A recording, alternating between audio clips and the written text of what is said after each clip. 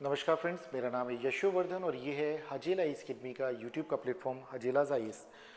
तो आज इस पिक्चर को आप जो मेरे पीछे देख रहे हैं, इसको देख करके आपको क्या प्रतीत होता है? तो यहाँ ड्रोन्स दिख रहे हैं काफ़ी सारे। ये एक युद्ध भूमि दिख रही है जहाँ सोल्जर्स दिख रहे हैं, कुछ टैंक्स दिख रहे हैं, पीछे बम के धमाके दिख रहे हैं। भविष्य कुछ इसी तरह का होना है जहाँ पर अनमैन्ड एरियल व्हीकल्स जो होंगे ये मुख्य भूमिका निभाएंगे किसी भी देश के ऊपर आक्रमण करने में।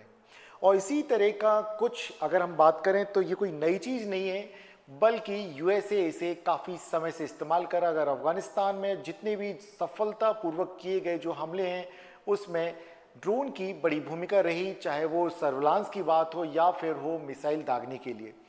और अगर बात की जाए कि ऑपरेशन सिंदूर जब भारत ने चलाया था उस दौरान पाकिस्तान ने तुर्की के बने 400 कामिकाजी जो श्रेणी के जिन्हें आत्मघाती ड्रोन कहा जाता है उनसे भारत के ऊपर आक्रमण किया था। ज़्यादातर को भारत ने फेल कर दिया था।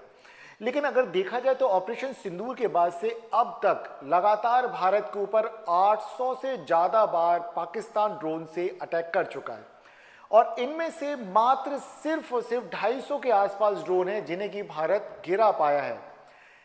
इट मीन्स हमारी सुरक्षा के लिए, देश की सुरक्षा के लिए एक बड़ा थ्रेट पैदा कर रहे हैं पाकिस्तान के द्वारा आने वाले ड्रोन। ये ड्रोन जो अटैक हैं ये क्यों समस्या है, तो इसको जानना होगा क्योंकि ये एक नए तरह का वॉरफेयर है। ये काफ़ी सस्ते होते हैं और बहुत खतरनाक। अगर हम बात करें कि एक नए तरह का मॉडल पाकिस्तान अपना रहा है यहाँ पर, तो राइट उस चीज़ को समझना होगा। क्या किया जा रहा है पाकिस्तान के द्वारा, इसे देखिए। अब सबसे पहली बात तो ड्रोन बहुत ज़्यादा सस्ते होते हैं और नो डाउट ये खतरनाक तो है ही हैं। ना केवल सर्विलांस में इस्तेमाल किए जाते हैं बल्कि अगर कामिकाज़ा श्रेणी के हैं तो जाकर के खुद ही टारगेट को वो हिट कर देते हैं। उनमें होता है विस्फोटक, वहाँ जाके वो हमला पूरी तरह से सफल होता है। ना केवल ये टैंक्स को, इमारतों को, सैनिकों को, सबको नुकसान पहुँचाते हैं। अब अगर देखा जाए तो भारत के ऊपर अब तक ऑपरेशन सिंदूर के पास से अगर देखें तो लगभग 800 से ज़्यादा ड्रोन से हवाई हमले किए जा चुके हैं और ये रडार की पकड़ में भी नहीं आते क्योंकि ये लो लेवल ड्रोन वॉरफेयर अर्थात कम ऊंचाई के युद्ध के तहत आते हैं।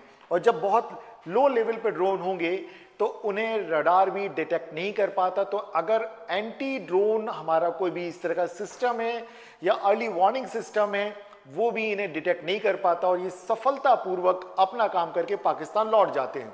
जी हाँ, मैं ये क्यों कह रहा हूँ पाकिस्तान लौट जाते? कुछ ड्रोन तो सर्विलांस के लिए आए थे, कुछ इसलिए आए कि भाई हथियार वगैरह यहाँ पे ड्रॉप करना है या फिर नशीले पदार्थ तस्करों को उपलब्ध कराने के लिए यहाँ आए।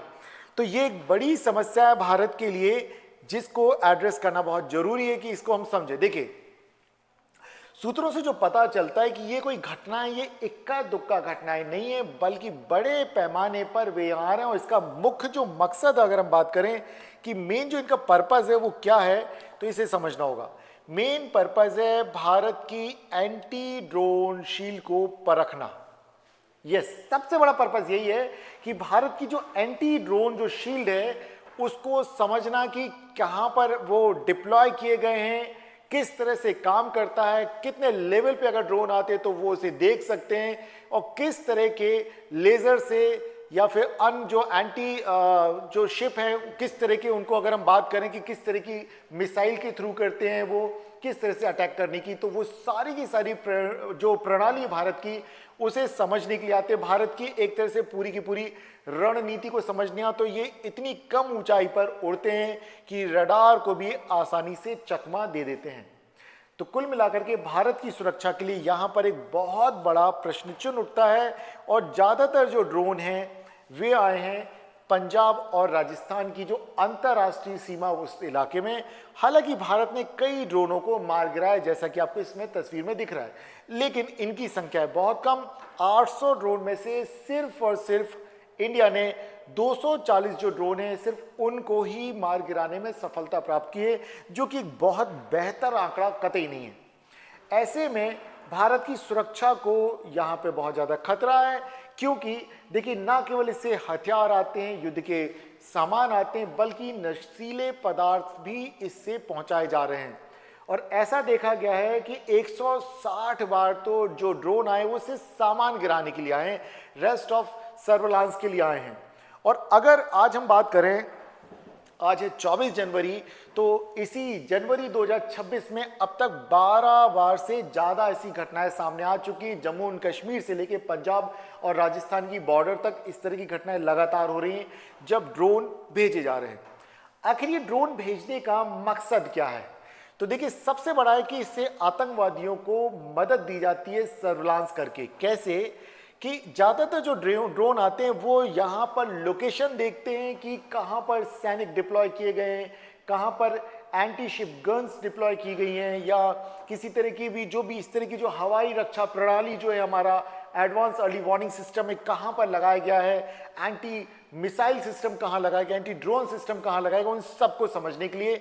और इसके अलावा भारतीय सेना की न केवल वो उस पैटर्न को समझते कि तैनाती किस तरह की है, बल्कि आतंकवादियों की घुसपैठ करने के लिए वे जगह भी तलाश लेते कि कहां से आसानी से बॉर्डर को क्रॉस कराया जा सकता है। ये एक बड़ी समस्या है। अब यहां पर अगर देखें तो भारत इस पर लगातार अपनी आपत्ति दर्ज कराता रहा है। जो ड्रोन एक्टिविटी पाकिस्तान की तरफ से की जा रही है, इस पर लगातार हम यहां आपत्ति दर्ज कर रहे हैं, जो कि महानिदेशक स्तर पर जो बैठक होती है, लेकिन इसके कोई बहुत सकारात्मक परिणाम नहीं आ रहे हैं, क्योंकि जहां वे बोल देते ये नॉन स्टेट एक्टर्स हैं, इट मीन्स उनका कंट्रोल नहीं है, पाकिस्तान इसको कह के अपना पल्ला झाड़ लेता है। लेकिन अब भारतीय सेना, वायुसेना यहां पर काउंटर ड्रोन सिस्टम को डिप्लॉय कर रही है, बड़े पैमाने पर उसकी खरीदी की जा रही है, जिससे कि हम पूरे तरीके से चाक चौबंद कर सकें। जो एंटी ड्रोन सिस्टम है वो हर जगह डिप्लॉय किया जाएगा, और डीओ के द्वारा 16 ऐसे एंटी ड्रोन लेजर सिस्टम तैयार किए जा रहे हैं, खरीदे जा रहे हैं और खुद के द्वारा बनाए जा रहे हैं, और इनको डिप्लॉय किया जा रहा है पाकिस्तान की सीमा पर, LOC पर इन्हें तैनात किया जा रहा है, ताकि भारत की सुरक्षा को चाक चौबंद किया जा सके। ये एक बहुत बड़ी समस्या बन गया है भारत के लिए, क्योंकि अगर इतने बड़े पैमाने पर ड्रोन से अटैक करने में पाकिस्तान सक्षम हो पा रहा है, 800 ड्रोन अगर आ रहे हैं, उसमें से 240 को सिर्फ हमने डिस्ट्रॉय कर पा रहे हैं, ये कहीं ना कहीं प्रश्न चिन्ह लगाता है। तो इस बात को समझना बहुत जरूरी है कि अब भारत को अपनी सुरक्षा में अमूलचूल बदलाव करना होगा, और पाकिस्तान ने जिस तरीके जो टैक्टिक्स अपनाई हैं, तो उसकी काट हमें बहुत ही जल्दी ढूंढ लेनी होगी, और इसी तरह के अटैक भारत को भी पाकिस्तान के ऊपर लगातार करने होंगे, तभी वो काबू में आएगा। तो दोस्तों, आज का जो विश्लेषण है ये आपको कैसा लगा, आप कमेंट बॉक्स में जरूर बताएं कि किस तरह से पाकिस्तान क्यों इस तरह के ड्रोन से अटैक कर रहा है। तो इसको समझ लीजिए, नंबर 1, ये बहुत ही सस्ते होते हैं। तो एक एयरक्राफ्ट जाता है या कोई मिसाइल जाती है जिसपे करोड़ों रुपए खर्च होते हैं, तो ये बहुत सस्ता है, राइट। सबसे छोटी मिसाइल भी होगी तो 2-3 करोड़ से कम की नहीं आती, बट ये सिर्फ हजारों या लाखों में आ जाते हैं। तो ड्रोन बहुत सस्ते होते हैं। नंबर 2, ये बहुत ही खतरनाक होते हैं कि इनको आप टारगेट के ऊपर सीधा डिस्ट्रॉय भी कर सकते हैं, इस तरह की कमांड दे सकते हैं ये। सेकेंडरी, आप इसे सर्विलांस कर सकते हैं। तो पाकिस्तान इंडिया का सर्विलांस करने के लिए इस्तेमाल कर रहा है, ताकि भारत की एंटी ड्रोन जो शील्ड है उसको परख ले, ताकि जिस तरह से ऑपरेशन सिंदूर के समय में भारत ने जितने भी तुर्की के बने हुए पाकिस्तान ने जो ड्रोन भेजे या चाइनीज ड्रोन भेजे, उन सभी को रोकने में भारत कामयाब हो गया था। लेकिन यहां पे भारत की सुरक्षा के ऊपर प्रश्न चिन्ह लग रहा है कि 800 में से सिर्फ 240 ड्रोन को मार गिराया, और 160 ड्रोन यहां से वापस जाने में कामयाब हो गए। रेस्ट ऑफ बस हमें रडार्स के थ्रू पता चला कि इतने ड्रोन्स की एंट्री हुई, राइट। तो ये एक बहुत बड़ा प्रश्न चिन्ह लगता है, इन मुद्दों को समझना बहुत जरूरी था। अगले जो भी टॉपिक होंगे आप उसके लिए लगातार हमारे साथ जुड़े ही। आपको हमारा विश्लेषण कैसा लगता है ये जरूर बताइएगा कमेंट बॉक्स में। आज का वीडियो आपको कैसा लगा? अगर अब तक आप हमारे साथ बने हुए हैं, आप बने रहना चाहते हैं भविष्य में, तो हमारे इस चैनल को कर लीजिए आप सब्सक्राइब, बेल बटन जरूर दबा दीजिए, ताकि मेरे नए वीडियोस का नोटिफिकेशन आप तक पहुंचता रहे। इसे लाइक कीजिए, शेयर कीजिए, ताकि हमें मोटिवेशन मिलता रहे। हम अगले दिन मिलते हैं फिर एक नए विषय के साथ। तब तक अपनी लर्निंग की जर्नी को जारी रखिए। नमस्कार फ्रेंड्स।